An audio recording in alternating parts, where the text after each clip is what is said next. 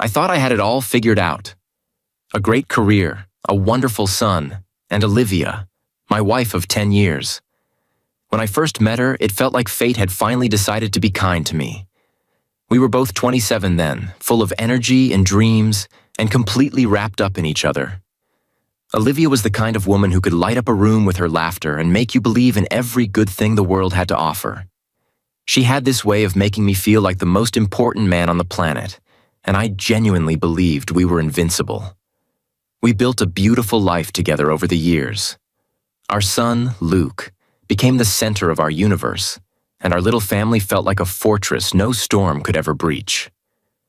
But I guess storms don't knock. They creep in silently, disguised as normalcy until they've already caused damage.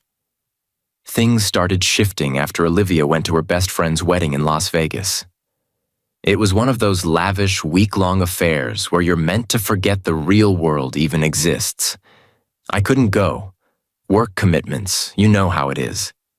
So I told her to have fun, make memories, and bring back lots of stories to share. When she returned, she was different. At first, I chalked it up to exhaustion. Weddings can be overwhelming, I told myself. But as days turned into weeks, her silence became louder, and her distance became a chasm I couldn't bridge.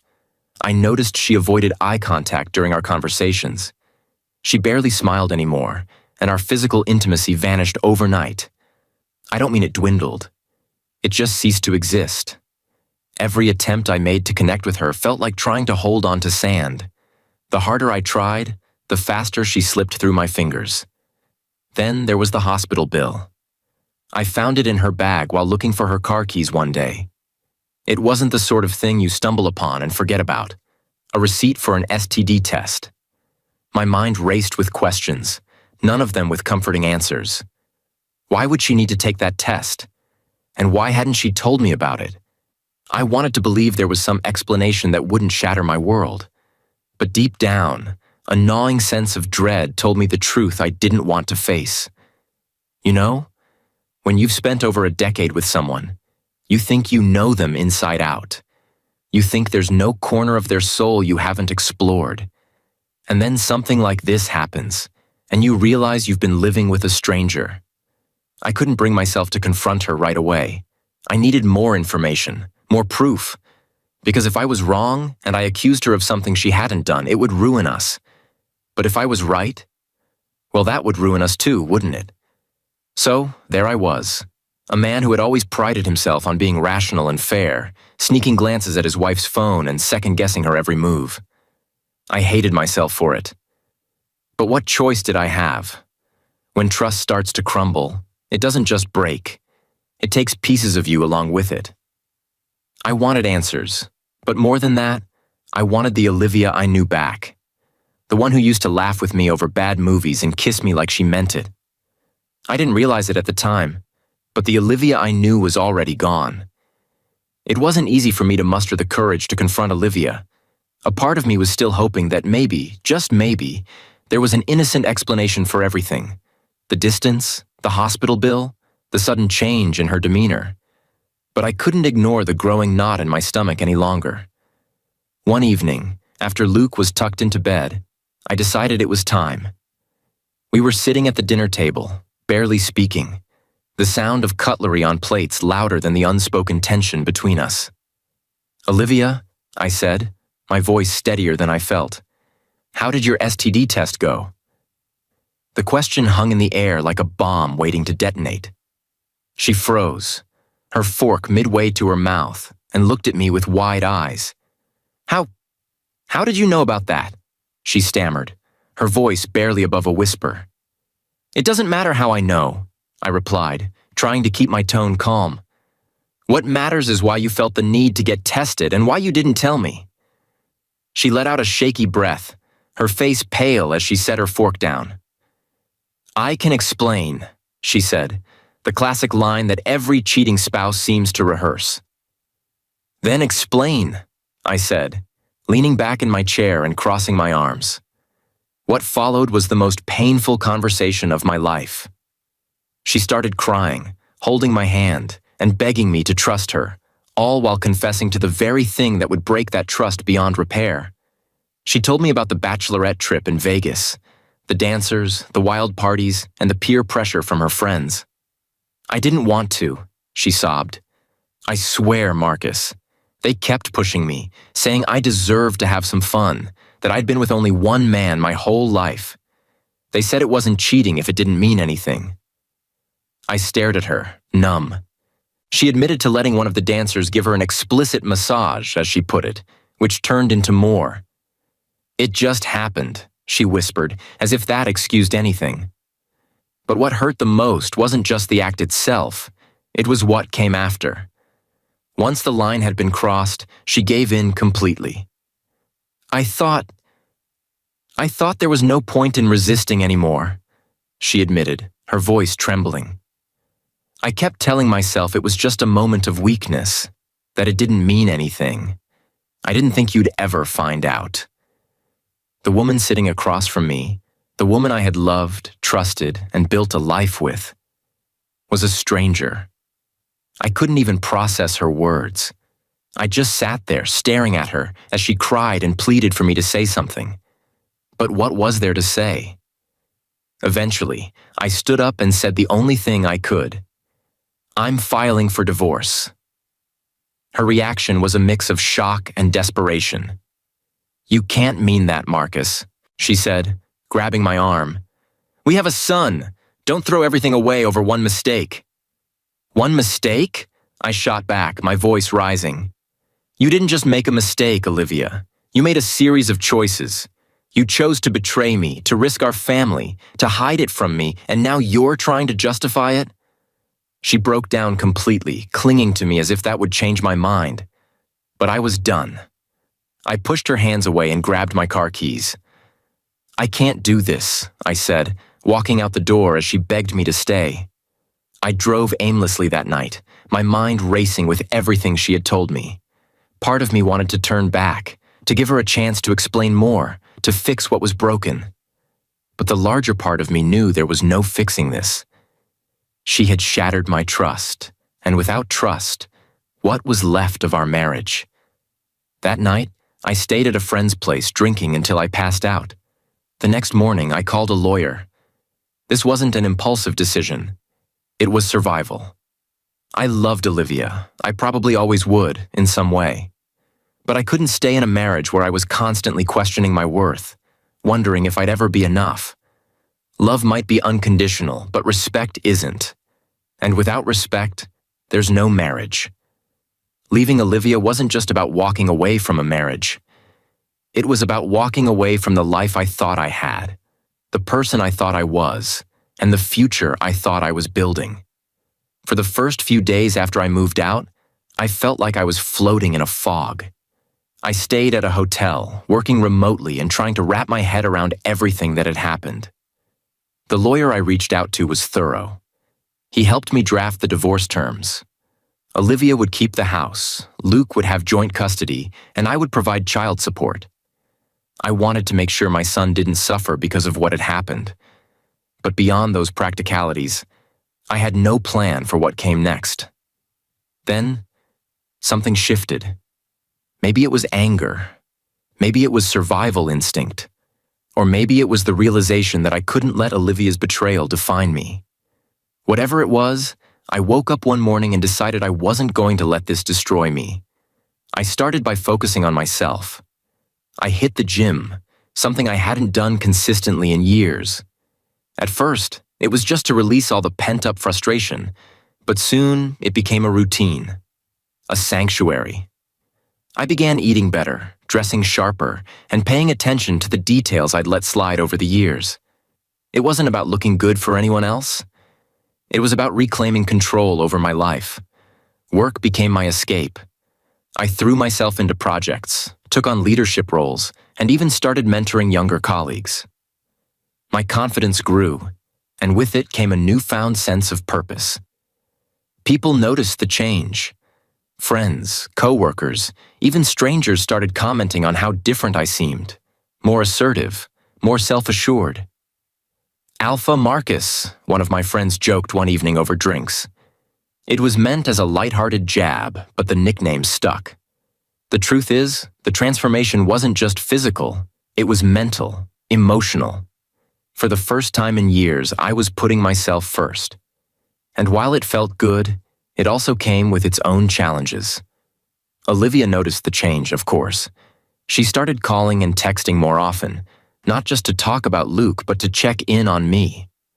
She tried to apologize again, to explain herself, but I wasn't interested in rehashing the past. "I'm happy for you," she said during one of our tense phone calls. "You seem different." "Yeah, I am," I replied curtly. She didn't press further, but I could hear the regret in her voice. And as much as I tried to ignore it, part of me felt satisfaction in knowing she was seeing what she'd lost. Still, it wasn't all smooth sailing. There were moments, late at night, when the house was quiet and the weight of it all felt unbearable, when I questioned everything. Was I being too harsh? Could I have forgiven her? Was I punishing myself as much as I was punishing her? But every time I started to waver, I thought about Luke. I thought about the kind of example I wanted to set for him, the kind of man I wanted him to become. And I knew I couldn't stay in a marriage where I was treated as an afterthought. I also started reconnecting with old friends, people I'd lost touch with over the years. They reminded me of the person I was before I became a husband and father. They reminded me that I was more than just the roles I'd taken on. And then there was Diana. She was a colleague, a smart, charismatic woman who had a way of making everyone around her feel at ease. We started talking more at work, first about projects, then about life. She was divorced too, and she understood the emotional roller coaster I was on. It wasn't romantic, at least not yet. But it was the first time I'd felt a genuine connection with someone outside of Olivia in years. It was terrifying and exhilarating all at once. The transformation wasn't just about becoming someone new. It was about rediscovering who I was before the betrayal, before the heartbreak. And for the first time in a long time, I felt like I was on solid ground. Still, I knew the journey wasn't over. Olivia's regret hung over me like a shadow, and the custody battle looming ahead promised to dredge up every painful memory I was trying to move past. But I wasn't the same Marcus who had walked out of that house weeks ago. I was stronger now, and no matter what came next, I knew I'd face it head on. You know, I thought leaving Olivia would be the hardest part of this whole mess. Turns out, that was just the beginning. Watching her unravel afterward was like watching someone try to hold sand in their hands. The more she clutched at control, the more it slipped away. It started with her reputation. Olivia had always been well-liked, by her friends, our neighbors, even her colleagues. She had this way of making people feel like they were special, like she genuinely cared about them. And maybe, at one point, she did. But people have a way of turning their backs on you when the facade cracks, don't they? Once word started spreading about what happened, our divorce, the cheating, she couldn't keep up the act anymore. Her friends were the first to drift away. I don't know if it was guilt, embarrassment, or something else. But the same women who encouraged her to betray me were suddenly nowhere to be found. I guess loyalty doesn't count for much when things get messy. Some of them even reached out to me. Little messages like, "I hope you're okay," or "We had no idea things were this bad." Hypocrites. They knew exactly what they were doing when they pushed her to have some fun. Then came her work. Olivia had built a solid career, but this scandal wasn't something she could easily hide. The gossip started small, whispers at the office, subtle side glances during meetings. But it didn't stay small for long. People love a juicy story, and ours was headline material. Soon enough, her boss pulled her into a meeting to address the distractions her personal life was causing. She wasn't fired, not officially, but she was told to take some time off and refocus. A polite way of saying, "We don't want your drama here." Her family, well, they didn't take it well either. Olivia's parents had always been proud of her. She was their golden child. When they found out what happened, they were livid. Her father barely spoke to her, and her mother, who had always been her biggest cheerleader, was suddenly full of harsh words and icy stares. I should have felt sorry for her, I guess, but I didn't. Not then. And Luke. God, Luke. He was too young to understand what was happening. But kids are smart. They pick up on the tension, the cold silences, the way their parents stop looking at each other the same way. Olivia tried to shield him from it, but you can't hide that kind of heartbreak from a child. He started asking questions. Why isn't Daddy home? Did I do something wrong?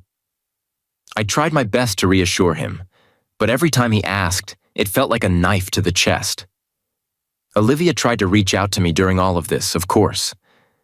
At first it was constant. Calls, texts, voicemails, even showing up at my work. She cried, begged, said she'd do anything to fix things. But I was done. I had nothing left to give her. After a while, her pleas turned into anger. She accused me of abandoning her, of overreacting, of ruining her life. As if she hadn't done all of that herself. The thing is, watching Olivia fall apart didn't bring me the satisfaction I thought it would. I wasn't happy to see her suffer. If anything, it just made me more certain that leaving was the right decision. She wasn't the woman I fell in love with anymore. Maybe she never was. One day I got a call from her. She sounded different, calmer, almost resigned. Marcus, she said, I know I've made mistakes. I know I've hurt you, but I'm trying to change. For Luke, for myself. I just wanted you to know that. I didn't know what to say. Part of me wanted to believe her, to hope that she could pull herself together. But another part of me, maybe the smarter part, knew that change takes time. And trust, once broken, doesn't come back easily. That call stuck with me, though. Because as much as I wanted to move on, as much as I wanted to forget her and the pain she caused, I couldn't ignore the fact that she was still the mother of my child. And for Luke's sake, I needed her to be okay, not for me, but for him. Still, I kept my distance. I wasn't ready to let her back into my life, even as a co-parent. Not yet. Maybe not ever. But watching her try, really try, was the first time in months that I felt something. Not hope, exactly. But maybe the tiniest flicker of understanding. I wasn't expecting to hear from Olivia again so soon after that call. I thought she'd leave me alone for a while, maybe focus on getting her life back together. But one evening, just as I was settling into a rare moment of peace at my new apartment, my phone buzzed. It was Olivia. Marcus, she said, her voice soft but steady. Can we talk? Please. I almost hung up. I'd been so firm in my decision to move on, to cut her out of my life except for matters related to Luke. But something about the way she spoke stopped me.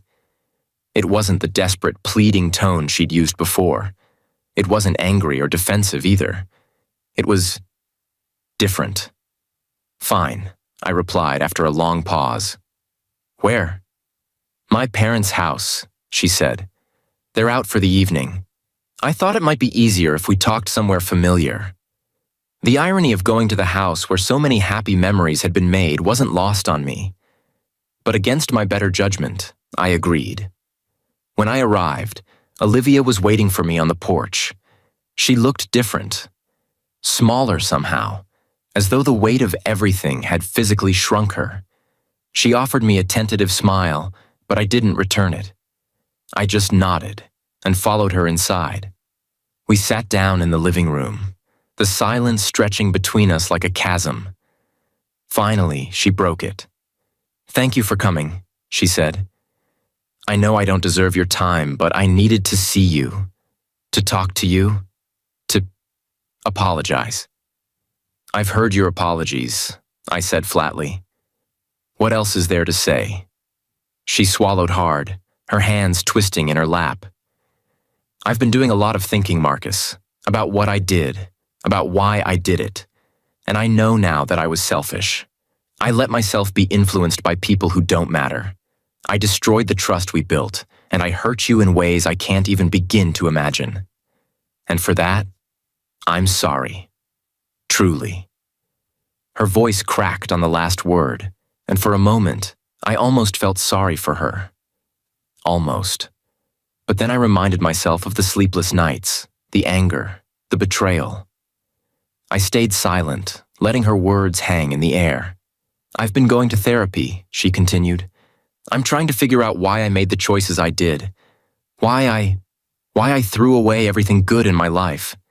And I know it's too late to fix things between us, but I want to be better. For Luke, and for myself. Hearing that caught me off guard. Olivia had always been proud, sometimes to a fault. The fact that she was seeking help, admitting her flaws, was unexpected. And it stirred something in me, something I wasn't ready to acknowledge. That's good, I said finally. But it doesn't change what happened. I know, she said quickly. I'm not asking for that. I want to co-parent with you in a way that doesn't hurt Luke. I want to show him that even when people make mistakes, they can work to become better. I want him to see us as a team, even if we're not together. Her words made sense. They were reasonable, mature, but reasonable didn't erase the pain. I'll always do what's best for Luke, I said. You don't need to worry about that. She nodded, her eyes glistening with unshed tears. Thank you, Marcus. That means a lot. For a moment, we just sat there, the silence thick with unspoken words. Part of me wanted to ask her more. About her therapy, about her plans, about whether she really understood the depth of the damage she'd done. But I didn't. Because the truth was, I wasn't ready to hear those answers. Not yet. As I stood to leave, she reached out and touched my arm. I know I don't deserve a second chance, she said, her voice barely above a whisper. But if you ever decide to give me one, I'll spend the rest of my life proving I'm worthy of it. I didn't respond. What could I say to that? Instead, I walked out the door, leaving her standing in the living room where so much of our life together had played out. On the drive home, I replayed the conversation in my head. Her words, her tone, the look in her eyes, all of it felt genuine. But genuine didn't erase betrayal. It didn't rebuild trust. And it didn't guarantee that she wouldn't hurt me again. Still, for the first time since this all began, I felt a glimmer of something I hadn't expected. Hope. Not for reconciliation necessarily, but for a future where we could at least coexist peacefully. For Luke's sake. And maybe, just maybe, for mine. I thought that conversation with Olivia would bring some kind of closure.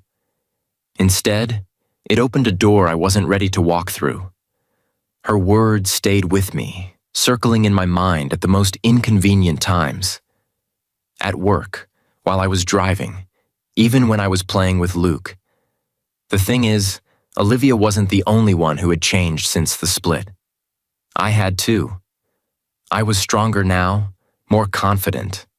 I had built a new life, and I wasn't sure if there was room for her in it anymore. But life has a funny way of complicating things just when you think you've figured them out. It started with Diana, my colleague.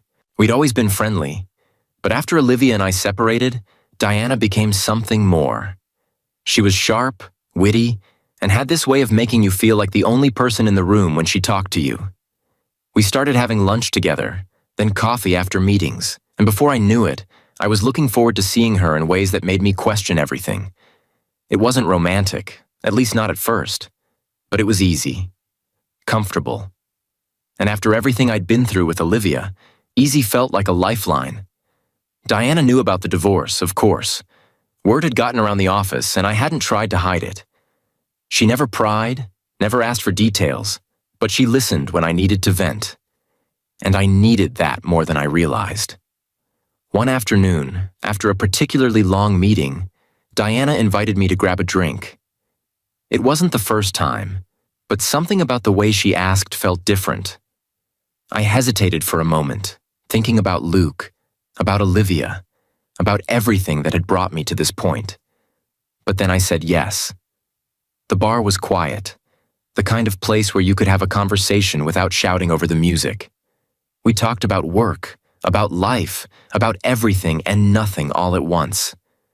And for the first time in months, I felt normal. I wasn't the man whose marriage had fallen apart. I wasn't the guy everyone pitied. I was just Marcus, sitting across from a beautiful, intelligent woman who seemed genuinely interested in me.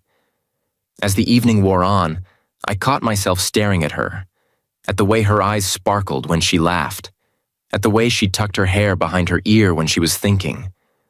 And that's when it hit me. I was moving on, or at least I wanted to. But life isn't that simple, is it? Just as things with Diana were starting to feel possible, Olivia reappeared in a way I hadn't expected. She started showing up to Luke's school functions, making an effort to be involved in ways she hadn't before. She was calmer, more present, and she always went out of her way to talk to me when she saw me. At first, I thought it was just about Luke. But then she started asking about me, how I was doing, if I was happy, if I'd thought about what she said during our conversation. "I'm trying, Marcus," she said one day after Luke's soccer game. "I'm really trying to be better. For you. For us." Her words threw me into a tailspin. Diana was everything Olivia wasn't. Uncomplicated, new, and untouched by the baggage of my past. But Olivia was the mother of my child, the woman I'd loved for over a decade. And despite everything, a part of me couldn't let go of the life we'd built together. The next few weeks were a blur of conflicting emotions. Diana and I grew closer, but every time I started to let my guard down, Olivia would call or text, reminding me of the history we shared. I was torn between the possibility of a fresh start and the pull of what once was. I found myself replaying every moment with Olivia in my mind. The good, the bad, the times we laughed until we cried, and the times we fought until we couldn't look at each other. I thought about Luke and what it would mean for him if we got back together. But I also thought about trust and how fragile it was and how easily it could be broken. One evening, Diana and I were walking to our cars after work when she turned to me and said, "You seem distracted. Is everything okay?" I wanted to tell her the truth, to explain the war going on inside me. But instead, I smiled and said, "Yeah, I'm fine, just a lot on my mind." She didn't press, but the look in her eyes told me she knew I was lying. And in that moment, I realized I couldn't keep living in limbo.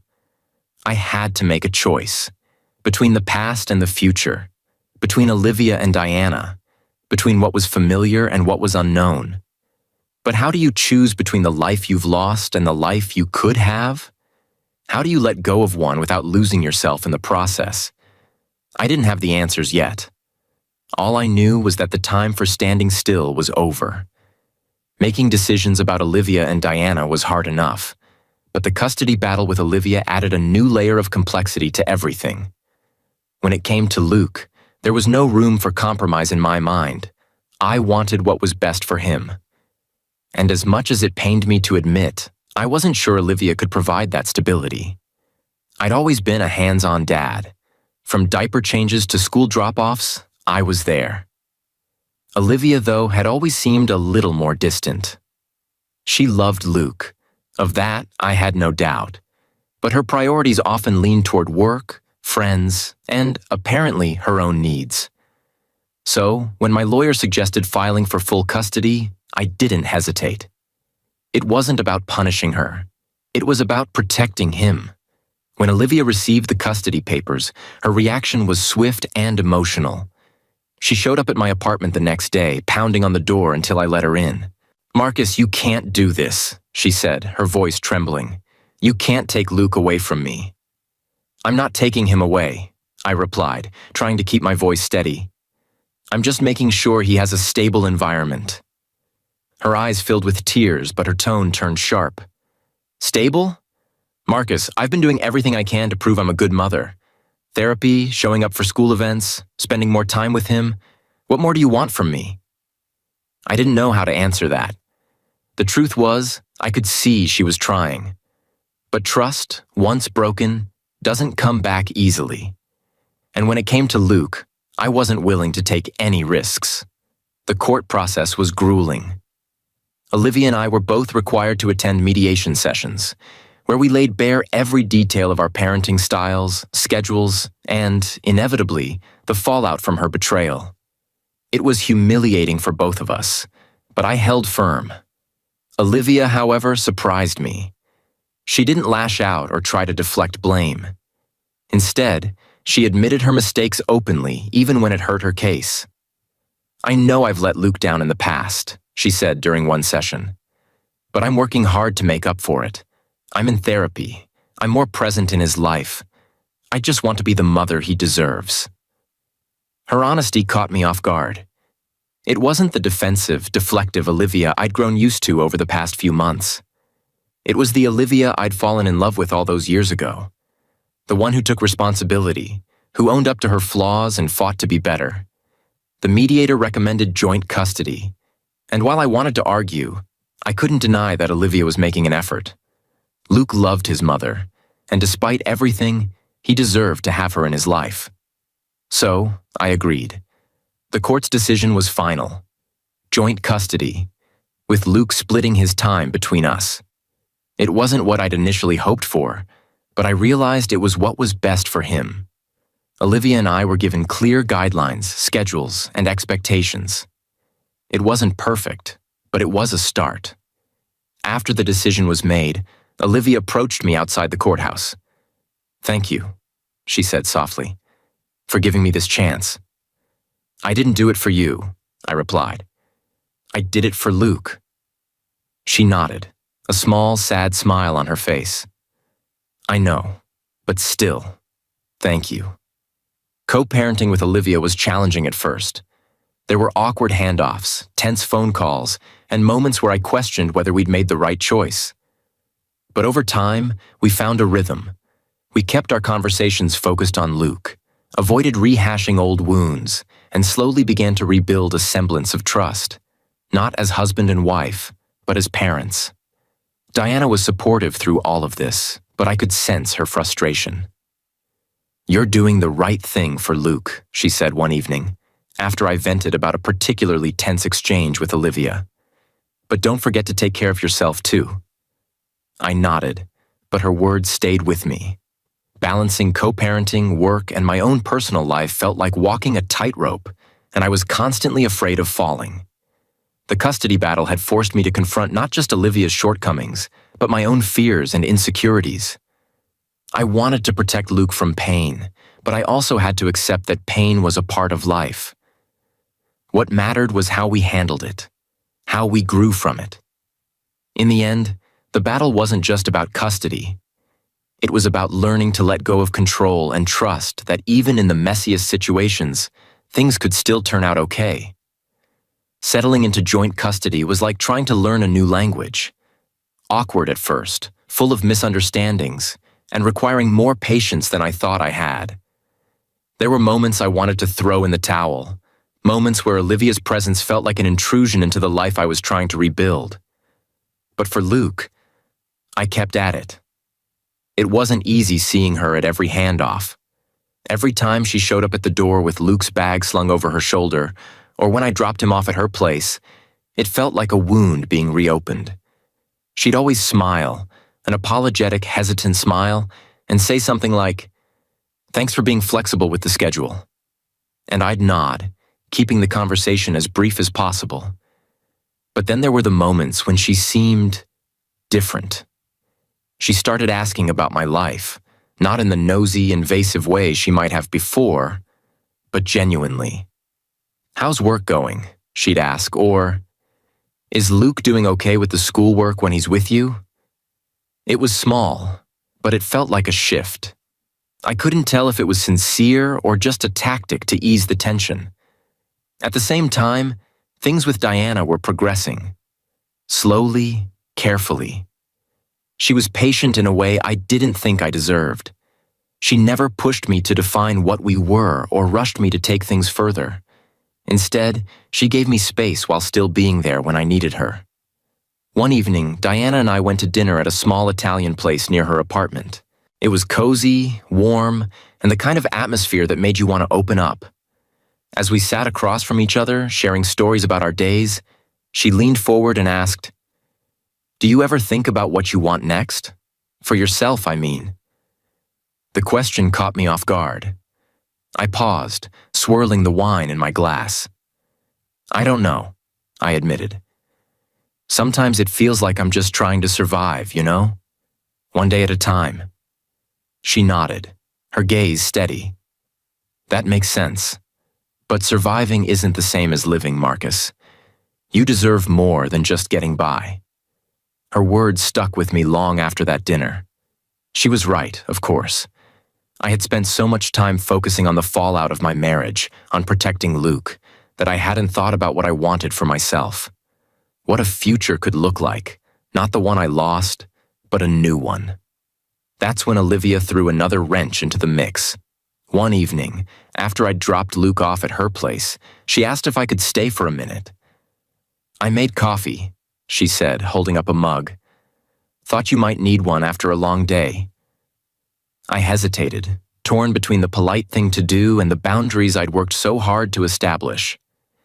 "Just one cup," I said finally, stepping inside.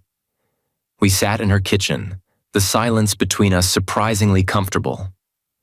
"I've been thinking a lot about what you said," she began, staring into her coffee. "About trust, about what I destroyed. And I know I can't fix everything, but I want you to know I'm trying. Not just for Luke, for myself, and maybe for us." I didn't respond right away. What could I say? I had spent months trying to move on, trying to piece my life back together. And here she was, asking me to consider something I wasn't sure I could, or wanted to. "I'm glad you're working on yourself," I said carefully. "But Olivia, this isn't just about trying. It's about what's already happened, what can't be undone." She nodded, her eyes glistening with unshed tears. "I know, I wanted you to know how I feel." That night, as I drove home, I couldn't stop thinking about her words. She sounded sincere, genuine, and it made everything so much harder. Diana noticed the change in me almost immediately. "You seem distracted," she said one evening as we sat on her couch. "Is everything okay?" I sighed, running a hand through my hair. "It's Olivia, she wants to try again." Diana didn't say anything right away. She just looked at me, her expression calm but unreadable. "And what do you want?" That was the question, wasn't it? What did I want? A part of me missed the life Olivia and I had shared, the family we'd built, the memories we'd made. But another part of me craved the simplicity, the ease of being with Diana. No baggage, no history, just possibility. "I don't know," I admitted. "I honestly don't know." Diana nodded, her face softening. "Take your time, Marcus. Just don't take too long. You deserve to figure out what's best for you." And so I found myself at a crossroads, torn between two lives, two futures. One tied to my past, full of pain but also love. The other, new and uncharted, offering hope but no guarantees. For the first time in a long time, I didn't know which path to take. The weeks that followed were some of the most emotionally exhausting of my life. Every interaction with Olivia stirred up memories, good ones, bad ones, and everything in between. Every moment with Diana felt like a glimpse into a future that could be simpler, freer, and lighter. And yet, the weight of the past tugged at me like an anchor, refusing to let me fully drift away. I started avoiding both of them in a way. Not intentionally, but because I couldn't handle the pressure of making a decision. With Olivia, every conversation felt like a plea, a reminder of the life we had built together, of the family we had created. She would say things like, "Remember when we took Luke to the beach for the first time? The way he laughed when the waves hit his feet?" And I'd nod, feeling a pang of guilt and longing. She wasn't trying to manipulate me, at least not deliberately. But those memories were her way of showing me what we could rebuild. Diana, on the other hand, never pressured me. She gave me space, even when I knew it frustrated her. One night, over dinner at her place, she finally said what I'd been dreading. "Marcus, I care about you, but I need to know if you're really here with me, or if part of you is still with her." I opened my mouth to respond, but closed it again. What could I say? That I didn't know? That I was caught between two lives? "It's complicated," I finally muttered, knowing how weak it sounded. "I get that," Diana said, her tone calm but firm. "But life is complicated, Marcus. At some point you have to decide what you want, not just for Luke, not just for Olivia, for you." Her words haunted me for days. What did I want? I thought about Luke, about what would be best for him. I thought about Olivia's progress. She nodded, her gaze steady. "That makes sense. But surviving isn't the same as living, Marcus. You deserve more than just getting by." Her words stuck with me long after that dinner. She was right, of course. I had spent so much time focusing on the fallout of my marriage, on protecting Luke, that I hadn't thought about what I wanted for myself. What a future could look like. Not the one I lost, but a new one. That's when Olivia threw another wrench into the mix. One evening, after I dropped Luke off at her place, she asked if I could stay for a minute. "I made coffee," she said, holding up a mug. "Thought you might need one after a long day." I hesitated, torn between the polite thing to do and the boundaries I'd worked so hard to establish. "Just one cup," I said finally, stepping inside. We sat in her kitchen, the silence between us surprisingly comfortable. "I've been thinking a lot about what you said," she began, staring into her coffee. "About trust, about what I destroyed. And I know I can't fix everything, but I want you to know I'm trying, not just for Luke, for myself, and maybe for us." I didn't respond right away. What could I say? I had spent months trying to move on, trying to piece my life back together. And here she was, asking me to consider something I wasn't sure I could, or wanted to. "I'm glad you're working on yourself," I said carefully. "But, Olivia, this isn't just about trying. It's about what's already happened, what can't be undone." She nodded, her eyes glistening with unshed tears. "I know, I wanted you to know how I feel." That night, as I drove home, I couldn't stop thinking about her words. She sounded sincere, genuine, and it made everything so much harder. Diana noticed the change in me almost immediately. "You seem distracted," she said one evening as we sat on her couch. "Is everything okay?" I sighed, running a hand through my hair. "It's Olivia. She wants to try again." Diana didn't say anything right away. She just looked at me, her expression calm but unreadable. "And what do you want?" That was the question, wasn't it? What did I want? A part of me missed the life Olivia and I had shared, the family we'd built, the memories we'd made. But another part of me craved the simplicity, the ease of being with Diana. No baggage, no history, just possibility. "I don't know," I admitted. "I honestly don't know." Diana nodded, her face softening. "Take your time, Marcus. Just don't take too long. You deserve to figure out what's best for you." And so I found myself at a crossroads, torn between two lives, two futures. One tied to my past, full of pain but also love. The other, new and uncharted, offering hope but no guarantees. For the first time in a long time, I didn't know which path to take. The weeks that followed were some of the most emotionally exhausting of my life. Every interaction with Olivia stirred up memories, good ones, bad ones, and everything in between. Every moment with Diana felt like a glimpse into a future that could be simpler, freer, and lighter. And yet, the weight of the past tugged at me like an anchor, refusing to let me fully drift away. I started avoiding both of them, in a way. Not intentionally, but because I couldn't handle the pressure of making a decision. With Olivia, every conversation felt like a plea, a reminder of the life we had built together, of the family we had created. She would say things like, "Remember when we took Luke to the beach for the first time? The way he laughed when the waves hit his feet?" And I'd nod, feeling a pang of guilt and longing. She wasn't trying to manipulate me, at least not deliberately. But those memories were her way of showing me what we could rebuild. Diana, on the other hand, never pressured me. She gave me space, even when I knew it frustrated her. One night, over dinner at her place, she finally said what I'd been dreading. "Marcus, I care about you, but I need to know if you're really here with me or if part of you is still with her." I opened my mouth to respond, but closed it again. What could I say? That I didn't know? That I was caught between two lives? "It's complicated," I finally muttered, knowing how weak it sounded. "I get that," Diana said, her tone calm but firm. "But life is complicated, Marcus.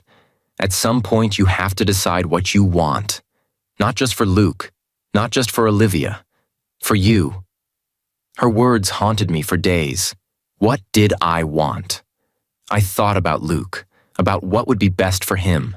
I thought about Olivia's progress, her therapy, her efforts to repair the damage she'd caused. And I thought about Diana, about the possibility of starting fresh with someone who didn't carry the weight of betrayal. One evening, while dropping Luke off at Olivia's, she surprised me by asking if I'd stay for dinner. I hesitated, but Luke's excited. "Please, Dad," tipped the scales. We sat at the table like old times, laughing at Luke's stories from school and sharing a meal that Olivia had clearly put effort into. It was nice, comfortable. And for a brief moment, I let myself imagine what it would be like to come back to this. But as I drove home that night, the doubts crept in. Could I ever truly forgive her? Could I trust her not to hurt me again? And even if I could, was that what I really wanted? Or was I clinging to the idea of a family that no longer existed? The breaking point came on a quiet Saturday afternoon. I was sitting in my apartment, staring at a photo of Luke on my desk, when the phone rang. It was Diana. "Marcus," she said, her voice steady but laced with emotion. "I can't do this anymore. I need to know where we stand. If you're not ready, that's fine. But I can't keep waiting for something that might never happen." Her words hit me like a punch to the gut. She wasn't angry. She wasn't accusing me of anything. She was just done waiting. And I couldn't blame her. That night, I sat down and made a list. It sounds ridiculous, I know, but I needed to see it all laid out. On one side, I wrote everything Olivia and I had shared. The love, the memories, the life we had built. On the other, I wrote everything Diana represented. The fresh start, the simplicity, the possibility of a life without the baggage of betrayal. And when I finished, I realized something. Both sides were incomplete. No matter which choice I made, I would be giving something up. The next morning, I called Diana. "I've made my decision," I said. She was silent for a moment, and then she said, "Okay." I told her I cared about her deeply, but I wasn't ready to start over with someone new. My heart was still tangled up in my past, and it wouldn't be fair to her to try and move forward when part of me was still looking back. Diana thanked me for my honesty, though I could hear the hurt in her voice. And then, just like that, she was gone. I thought that meant I was choosing Olivia. But when I went to her house later that day, I told her the truth. "I can't come back to you," I said. "I'll always care about you, and I'll always be here for Luke. But I can't be your husband again. Too much has happened. I need to move forward on my own." Her reaction was heartbreakingly quiet. She nodded, tears streaming down her face, and whispered, "I understand. Walking away from both Olivia and Diana wasn't the resolution I had envisioned. It wasn't neat, and it certainly wasn't satisfying.